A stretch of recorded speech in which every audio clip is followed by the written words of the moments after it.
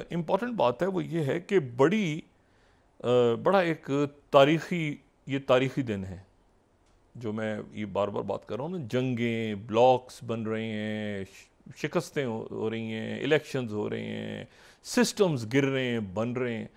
पाकिस्तान दरमियान में जो है वो एक ऐसी जगह पे है कि ये देखें, मैं ये दहशतगर्दी हो रही, सब कुछ हो रहा है, उसके बावजूद मैं कहता हूँ कि ये सारा जो है ना, ये उस अजाब से बहुत बेहतर है जहां ये कहा जाता था कि पाकिस्तान, ये अफगानिस्तान से इनखला के बाद पाकिस्तान जो है ये डिस्टेबलाइज हो जाएगा। अच्छा, किसी ने, लोगों ने तोड़ ताड़ के और पता नहीं क्या, पाकिस्तान रहेगा नहीं जनाब, यहां से लोग होंगे नहीं, कंबोडिया बन जाएगा, पता नहीं क्या हो जाएगा।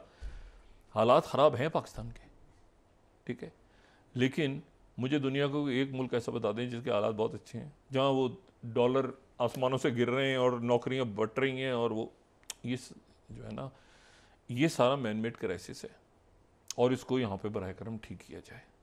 ठीक है, जो लोग भी इसमें इन्वॉल्व हैं, जो मुल्क के, ये मैनमेड, ये क्या है कि मतलब उसको 2 सीटें नहीं मिलेंगी, 2 सीटें इधर चली जाओ, भाई इससे मुल्क में मेरे विषय पे क्या असर पड़ेगा? जो 2 खसूसी नशीतें उधर चली जाएं या उधर चली जाएं, लोगों की सेहत पे क्या असर पड़ेगा इससे, मुझे बताएं। तो बात ये सारी कि ये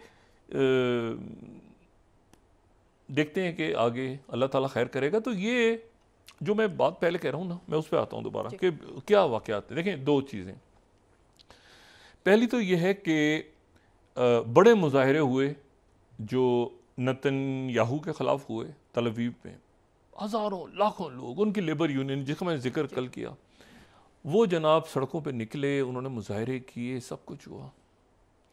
उसके बाद जो है वो प्रेसिडेंट बाइडेन जो है वो इंटरनेशनल लेबर डे पे उन्होंने जो है वो उनसे पूछा गया कि ये जो भी जंगबंदी नहीं हुई, सीज़फायर नहीं हुई, ये प्रेसिडेंट बाइडेन को वैसे ही इससे पहले इलेक्शंस के होने का इंतज़ार नहीं करना चाहिए।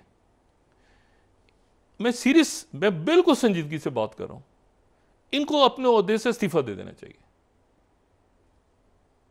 अगर ये इनकी बात अगर नेतन्याहू नहीं सुन रहा, और अगर कोई नेतन्याहू इनकी बात नहीं सुन रहा और ये दुनिया को मैसेज ये भेज रहे हैं, तो फिर नेतन्याहू को सदर बनाते अमेरिका का।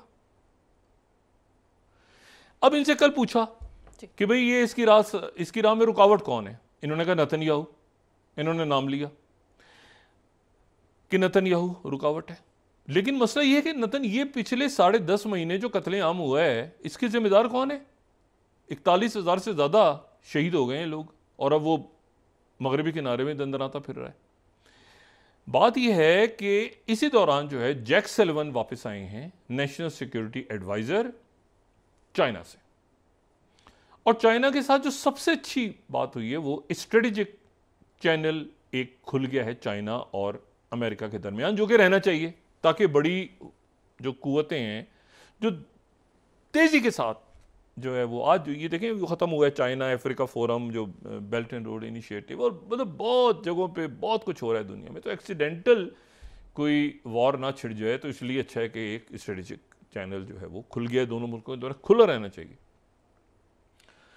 अच्छा, ये जो है ये एक तो ये बात हो गई। दूसरी जो बात है कि वो जो जैक सलिवन वापस आए, तो वहाँ मिडिल ईस्ट डिस्कस हुआ है, वहाँ पे शी जिनपिंग मिले हैं, वहाँ पे जो वाइस चेयरमैन हैं सेंट्रल मिलिट्री कमांड के, उन्होंने ताइवान का जिक्र किया, लेकिन मिडिल ईस्ट भी डिस्कस हुआ है।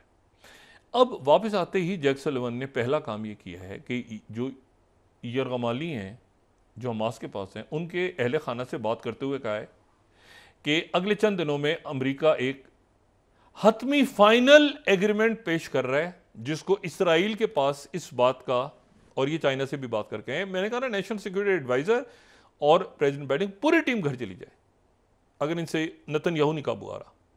इन्होंने फिर कहा है कि फाइनल ड्राफ्ट को एक हतमी शक्ल दी जा रही है, और जो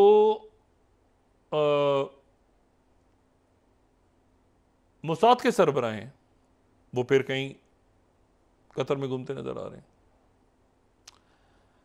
और डेविड बार्नियर, और वो फिर जनाब इस हफ्ते उन्होंने कमिट किया है कि हम एक फाइनल ड्राफ्ट पेश करने जा रहे हैं। अब कितने फाइनल ड्राफ्ट पेश होंगे खुदा जानता है भाई। किसी पे जनरल असेंबली तैयार हो जाती है, किसी पे रशिया, चाइना, पूरी दुनिया एक तरफ खड़ी होती है, अमेरिका वीटो कर देता, आखिर में अमेरिका ने पेश कर दिया, उस पर अमल दरामद नहीं हो रहा। यानी अब मसला ये है कि या तो इसको पूरे इस खित्ते को देखें, दो फिर टैंकर्स को, ऑयल टैंकर्स को हिट किया है हुतीज़ ने, बहुत रिस्ट्रेन, यानी बहुत मुश्किल हालात पैदा हो गए हैं तुर्की के लिए, सऊदी अरेबिया के लिए, कतर के लिए, जो है वो मिस्र के लिए, बाकी मुल्कों के लिए, इवन यूरोप के लिए, कि ये, और पाकिस्तान उस ब्लॉक का हिस्सा है कि भाई ये यहाँ पर देखें ना, ये आपके सर के ऊपर ये मौजूद है, ये बहरा अरब के साथ ही तो बहरा अहमर है,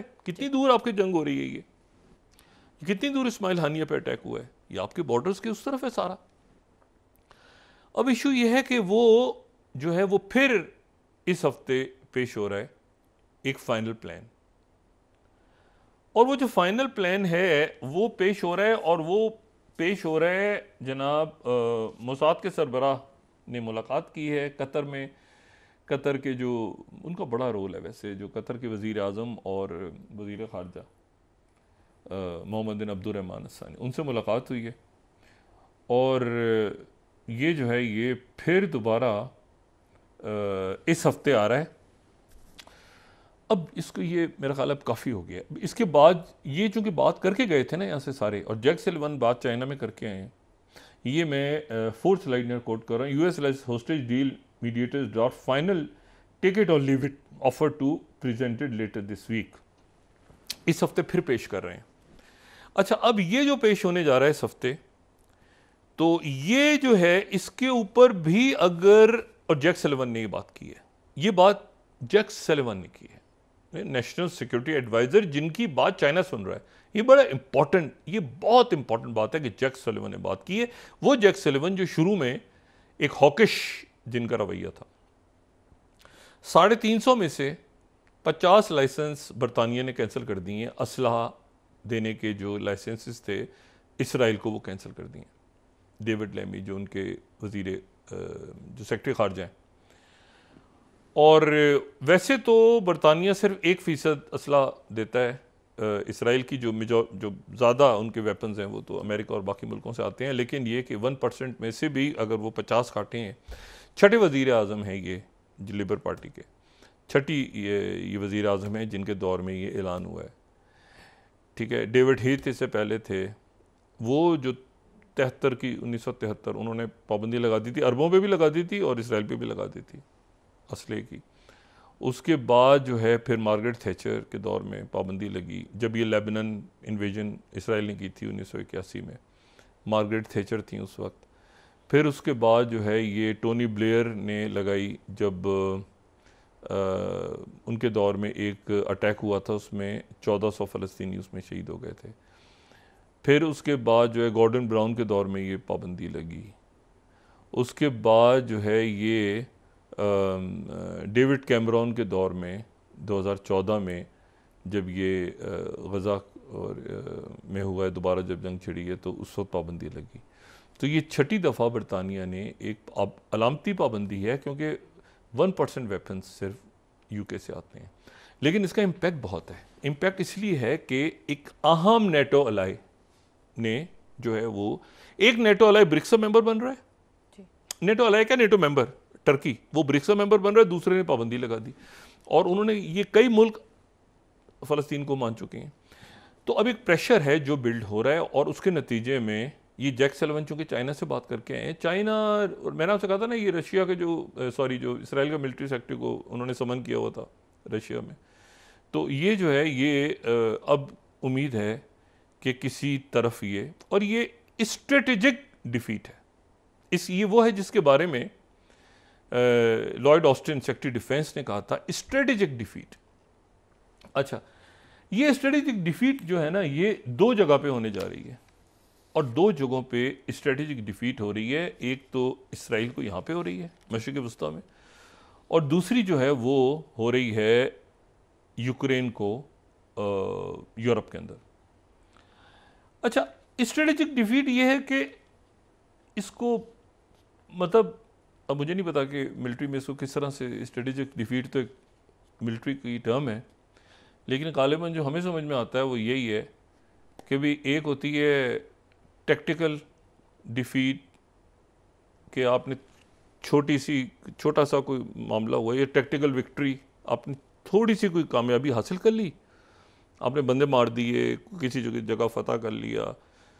जैसे कि ये ज़ेलेंस्की ने ये कर्स में घुसा, तो कर्स में घुसने के बाद जो है उसने कहा कि जीत गए। ये बिल्कुल ऐसे ही है कि टैक्टिकल विक्ट्री हो और उसके बाद स्ट्रेटेजिक डिफीट हो जाए। स्ट्रेटेजिक डिफीट ये कि लॉन्ग टर्म डिफीट हो जाए आपको, यानी किसी को थप्पड़ मारा और नाच रहे, खुशी से नाचते नाचते छठी मंजिल से गिर गए पीछे। ये है टैक्टिकल विक्ट्री और स्ट्रेटेजिक डिफीट, रोड पे पड़े हुए हैं।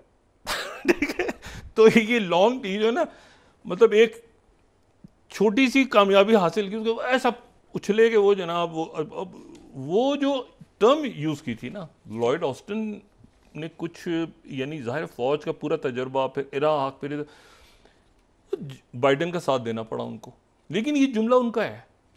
सबसे पहले कहा था कि इसराइल को स्ट्रेटेजिक डिफीट होगी, आप लोग मार दें 20,000, 40,000, 50,000, ये वो सारे लॉन्ग टर्म स्ट्रेटेजिकली आपको डिफीट होगी। ये टैक्टिकल विक्ट्रीज हैं, चाहे जितने 100 या 1000 या जो मर्जी लोग आप शहीद करें।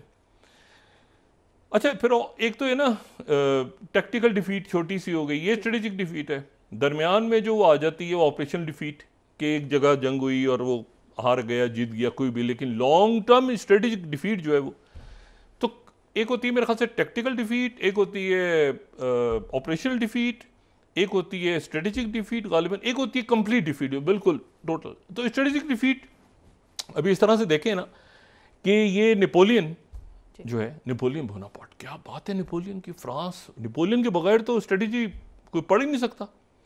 अब नेपोलियन जो है वो 1812 में वो घुस गया, उस पूरी दुनिया में लड़ रहा है, इधर उधर, कभी इजिप्ट उतर गया, कभी वहाँ से वो टिपू सुल्तान को मदद के लिए जाना है, कभी कुछ करना है, वो पूरी करते जनाब वो वही रशिया पे चढ़ाई कर दी, और फिर वही जनरल फ्रॉस्ट या जनरल विंटर 1812। लेकिन फिर क्या हुआ, उसके बाद क्या हुआ, एक हुई ना कि अंदर दाखिल हो गए हैं, मैं मॉस्को पहुंच गया था, मॉस्को, स्ट्रेटेजिक डिफीट। अब स्ट्रेटेजिक डिफीट का नतीजा क्या निकला कि अगले साल यानी 1812 में उसकी फौज कट गई यूरोप के अंदर, इत्तेहाद बाकी जो मुल्क थे उन्होंने कहा अरे ये तो नेपोलियन हार गया है।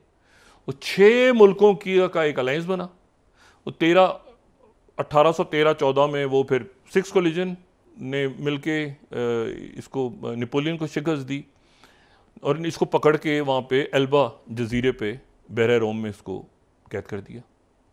नेपोलियन के जो आखिरी दिन है ना, नेपोलियन के आखिरी दिन बड़े अजीब हैं। नेपोलियन वहाँ से फरार हो गया, वहाँ से नेपोलियन उस जजीरे से फरार होकर वापस फ्रांस पहुँच गया, और फ्रांस पहुँचने के बाद इसने कोई इसके जो दोस्त अहबाब थे नॉर्थ फ्रांस में पहुँचा, यहाँ लैंड हो गया, फिर इसने कहते हैं 100 डेज रूल, इसने ऐलान कर दिया कि मैं 100 दिन तक, ये फरार हो गया था। इसको यूरोप के, क्योंकि मैं डिफीट कैसे दोबारा पहुंचूंगा, फिर लड़ूंगा, फिर वो फाइनल इसको डिफीट हुई जिसको वाटरलू, और उसके बाद इसको वहाँ ले गए अटलांटिक में सेंट हेलिना जजीरे में इसको कैद किया, वहाँ पे फिर इसको स्टमक कैंसर हुआ, वहाँ इसकी डेथ हो गई। नेपोलियन बोनापार्ट की जो लास्ट डेज हैं वो बस वो जो जनरल फ्रॉस्ट और विंटर के चक्कर में आके, अब ये जनाब एक यहाँ पर स्ट्रेटेजिक ये मामला, इसको देखें हर हाल में सीज फायर करना है, हर हाल में। इजिप्ट और प्रेसिडेंट बाइडेन ने कल कहा कि इजिप्ट और कतर और बाकी अरब अलाइज और बाकी रीजन मेरे लिए बहुत इंपॉर्टेंट है, अमेरिका के लिए। हम इसको बिल्कुल एक्सकलेट करके पूरे खत्ते को वोल्केनो नहीं बनाना चाह रहे।